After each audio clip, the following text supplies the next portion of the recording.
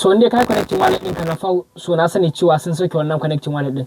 So tsarin da suka fitar na FAW, sakamakon mutane da yawa FAW ɗin su mun sani cewa a yadda suka fitar jiya zuwa yau za su yi snapshot na FAW, but amma akwai magana connecting wallet na ton wallet da ake da kuma phantom wallet. So akwai wanda suke tambaya akai ya tsarin yake, saboda wasu da yawa ba su samu su yi ba. So tsarin da suka fitar shine sun sauke kowa dai wani connecting wallet da kai yanzu an riga da an sauke maka shi. Yanzu sun fito da sabon tsari wanda zaka je kai a cikin minti ɗaya ma ko minti biyu zai ishe ka je ka connecting wallet ɗinka successful za ka yi ka gama. So abin da yake akwai shine mutanen da suka yi complain akan cewa su bai ba su dama su yi ba, yan kaɗan mutane ne yan kaɗan suka yi. So shine suka fito da wannan tsarin.